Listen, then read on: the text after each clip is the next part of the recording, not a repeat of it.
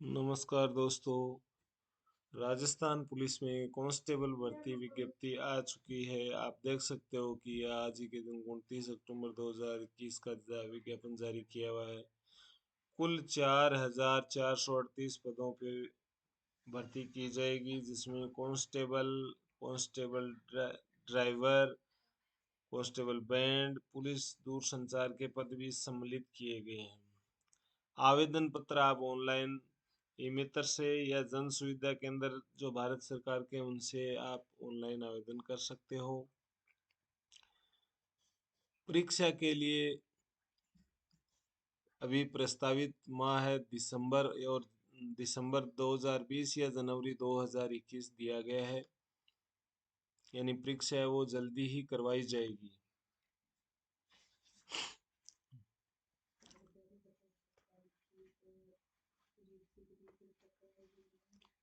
हाथ से भरे हुए यानी और ऑफलाइन कोई आवेदन स्वीकार नहीं किया जाएगा। और इसके अलावा आप देख सकते हो परीक्षा जो शुल्क है ओबीसी और सामान्य और एमबीसी वर्ग के लिए 500, क्रीमिलियर ओबीसी, और इसके ओबीसी जो नॉन क्रीमिलियर हैं, एमबीसी अनुसूचित जाति जनजाति, इन सब के लिए 400 रुपये आवेदन शुल्क रखा गया है। लिखित परीक्षा जैसा कि आपको बताया गया है कि जल्दी ही आयोजित की जाएगी, दिसंबर या अगली जो जनवरी है उसमें। फॉर्म है जो एसएसओ आईडी के द्वारा भरे जाएंगे। रिक्त पदों की भर्ती रिक्त पद इस प्रकार हैं, जो टोटल पद है उनमें से 62 पद उत्कृष्ट खिलाड़ियों के लिए रखे गए हैं। कांस्टेबल चालक के लिए आप देख सकते हो सबसे ज्यादा जो आयुक्तालय जयपुर है वहाँ पे पद रिक्त हैं। और जो जिला पुलिस के अलावा आप देख सकते हो कि GRP Ajmer, GRP Jodhpur, RAC की जो बटालियन है उनमें, और इसके अलावा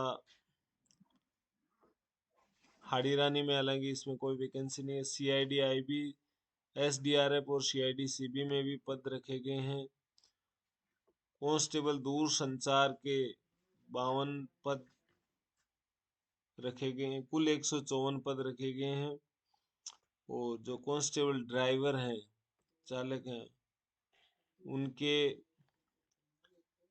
11वीं आरएसी दिल्ली में 14, सीआईडी सीबी में 7, सीआईडी आईबी में 34, एसडीआरएफ में 13, यानी कुल 68 पदों पर भर्ती होगी चालक के लिए भी। और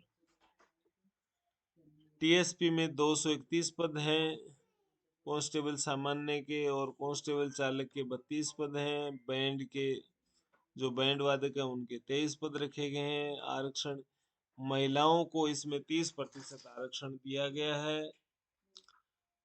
और भूतपूर्व सैनिकों के लिए भी आरक्षण की व्यवस्था रखी गई है भर्ती में।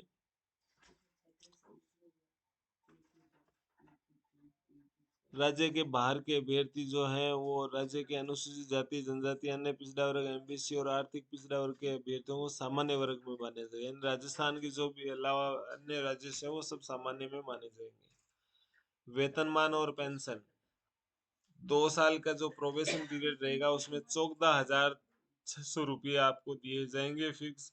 उसके बाद जो पे मैट्रिक्स लेवल 5 है उसके अनुसार उनको बता दिया जाएगा। और जो पेंशन है वो 1/1/2004 के अनुसार अंशदायी पेंशन लागू होगी, यानी कुछ हिस्सा आपका होगा और कुछ सरकार देगी। अब है क्या क्या योग्यताएं होनी चाहिए। वह भारत का नागरिक हो, देवनागरी जो लिपि है उसका उसे ज्ञान होना चाहिए। कांस्टेबल सामान्य, पुलिस दूरसंचार व चालक बैंड के लिए जिला पुलिस में मान्यता प्राप्त परीक्षा बोर्ड से सीनियर सेकेंडरी यानी 12वीं पास परीक्षा उत्तीर्ण होनी चाहिए। आरएससी और एमबीसी बटालियन के लिए 10वीं परीक्षा रखी गई है, 10वीं उत्तीर्ण व्यक्ति कर सकता है। और दूर संचार में किसी भी मान्यता प्राप्त बोर्ड से भौतिक विज्ञान और गणित में कंप्यूटर के साथ ही विज्ञान में सीनियर सेकेंडरी या 12वीं कक्षा या समकक्ष परीक्षा अगर उसने उत्तीर्ण की हो। ड्राइवर की पात्रता हेतु आवेदक के पास विज्ञप्ति जारी होने की दिनांक से न्यूनतम 1 वर्ष पूर्व का बना हुआ स्थायी ड्राइविंग लाइसेंस LMV या HMV होना आवश्यक। LMV यानी लाइट मोटर व्हीकल लाइसेंस और HMV का मतलब है हेवी। तो दोनों में से कोई भी हो वो चलेगा। जो अभ्यर्थी न्यूनतम शैक्षणिक योग्यता की निर्धारित परीक्षा में अध्ययनरत हैं वे भी इस भर्ती हेतु आवेदन कर सकते हैं। परंतु उन्हें शारीरिक मापतोल के समय यानी जब फिजिकल का समय होगा, जो परीक्षा में उत्तीर्ण होंगे विद्यार्थी उनको न्यूनतम शैक्षणिक योग्यता का वहां पर प्रमाण पत्र प्रस्तुत करना होगा। यदि कोई अभ्यर्थी न्यूनतम शैक्षणिक योग्यता उत्तीर्ण होने का मूल प्रमाण पत्र अंक तालिका प्रस्तुत नहीं करता है तो वो शारीरिक दक्षता यानी फिजिकल में उसे सम्मिलित नहीं किया जाएगा। यह महत्वपूर्ण जानकारी है आपके लिए विद्यार्थियों। फिर है आयु सीमा। आयु सीमा आपकी जो न्यूनतम है यानी 1/1/2004 के बाद का किसी का भी जन्म नहीं होना चाहिए। और जो न्यून जो जन्म तिथि अधिकतम वो है पुरुषों के लिए 2 जनवरी 1998 और महिलाओं के लिए 2 जनवरी 1993 रखी गई है सामान्य कैटेगरी के लिए। वहीं EWS SC ST OBC में वही है। न्यूनतम आयु सीमा 1/1/2004 रखी गई है। अधिकतम पुरुषों के लिए 2 जनवरी 1993 और महिलाओं के लिए 2 जनवरी 1988 रखी गई है। मृतक कर्मचारियों के लिए ये 90 रखी गई है और भूतपूर्व सैनिकों के लिए 79 से पूर्व का नहीं होना चाहिए। अब है कांस्टेबल चालकों के लिए, वही है न्यूनतम आयु सीमा 1/1/2004 है सभी के लिए। सामान्य चालकों के लिए पुरुषों में 2 जनवरी 1995 रखी गई है, वहीं महिलाओं के लिए 2 जनवरी 1990 रखी गई है। राज्य सरकार के कर्मचारियों से संबंधित जो मृतक कर्मचारी हैं उनके लिए पुरुषों में 92 और महिलाओं में 87 रखी गई। भूतपूर्व सैनिकों के लिए 79 रखी गई है। अब है शारीरिक दौड़ यानी जो परीक्षा में पास हो जाएंगे विद्यार्थी उनके लिए फिजिकल कैसा रहेगा।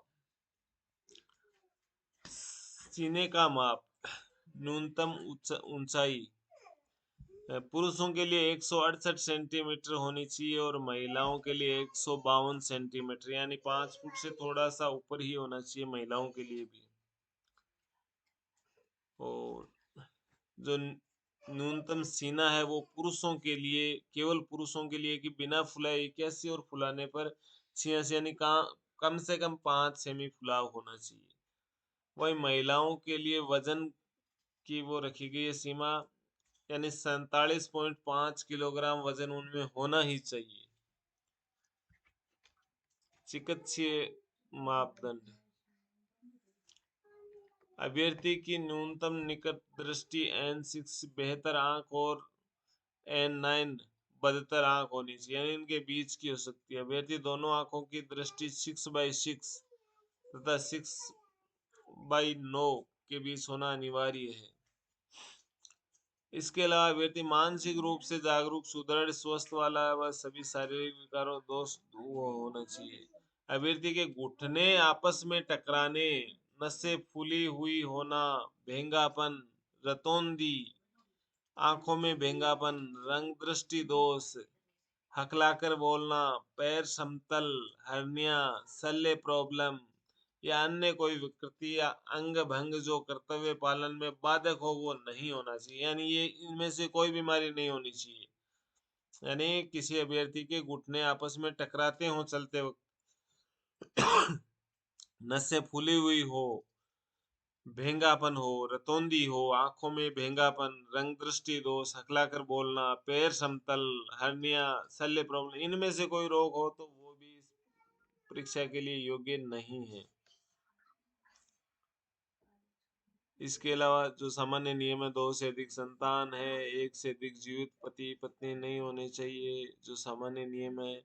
अब है महत्वपूर्ण बात की परीक्षा जो होगी लिखित वो कैसे होगी, किस प्रकार से होगी? तो लिखित परीक्षा में कांस्टेबल के लिए 150 प्रश्न होंगे, ड्राइवर के लिए भी वही 150 होंगे, लेकिन बैंड में कोई लिखित परीक्षा आयोजित नहीं होगी। वहीं फिजिकल में जो कांस्टेबल सामान्य या ऑपरेटर हैं दूरसंचार के, उनके लिए 30 नंबर, वहीं कांस्टेबल चालक के लिए 20 नंबर होंगे और बैंड में 20 नंबर होंगे। दक्षता परीक्षा जो कांस्टेबल सामान्य में लागू नहीं होगी, लेकिन चालक में ड्राइवरी के 30 नंबर चेक किए जाएंगे, वहीं बैंड वालों के भी बैंड बजाने के 30 नंबर चेक किए जाएंगे।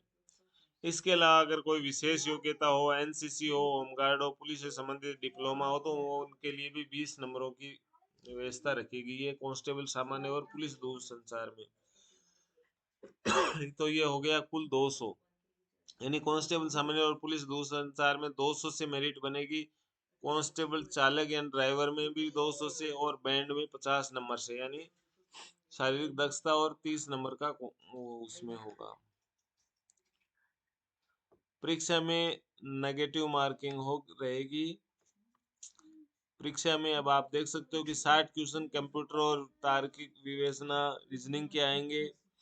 सामान्य ज्ञान विज्ञान, सामान्य विज्ञान, समसामयिक विषय 35, महिलाओं और बच्चों में अपराध से संबंधित 10 क्वेश्चन और राजस्थान के इतिहास, संस्कृति, कला, भूगोल, राजनीति इनसे संबंधित 45 क्वेश्चन आएंगे। इस प्रकार से कुल 150 होंगे। सामान्य एससी एसटी ओबीसी एमबीसी के लोगों को 40% अंक प्राप्त करना अनिवार्य रहेगा। वहीं एससी एसटी के अभ्यर्थियों के लिए 36 अंक उत्तीर्ण कम से कम परीक्षा में लाने अनिवार्य रहेंगे।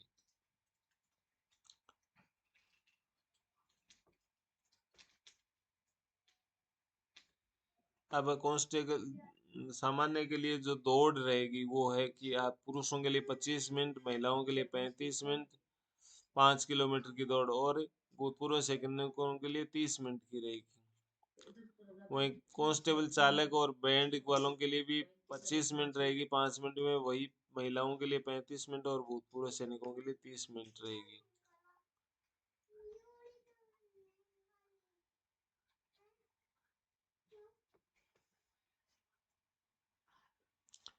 अब देखते हैं जो विशेष अंक 20 नंबर है वो किस प्रकार है। एनसीसी का अगर सी प्रमाण पत्र है तो 10 नंबर, बी है तो 8 और ए है तो 6।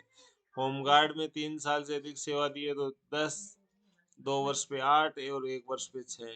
विशेष अगर आपके पास एमए एमएससी क्रिमिनोलॉजी से आपने किए तो 10 अंक, और बीए एलएलबी जो कानून से संबंधित है वो उनमें अगर आपके पास सब्जेक्ट है तो 8, और इनसे संबंधित डिप्लोमा है तो 6 अंक दिए जाएंगे। डिप्लोमा इनसे संबंधित विवाद होगा तो सरदार पटेल पुलिस अकेडमी में उनका निर्णय अंतिम रूप से मान्य किया जाएगा।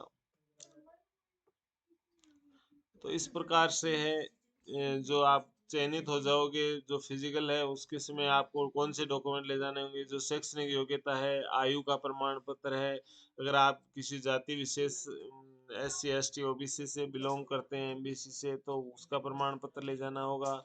राजकीय कर्मचारी हैं तो अनापत्ति प्रमाण पत्र ले जाना होगा। कोई मृतक के आश्रित हैं तो मृतक से संबंधित ले जाना होगा। इस प्रकार ये जो भर्ती है वो बेरोजगारों के लिए बहुत ही जल्दी पूरी की जाएगी, और 4,500 से अधिक युवाओं के लिए ये एक शानदार अवसर है। सभी विद्यार्थियों के लिए आप सभी का बहुत बहुत धन्यवाद।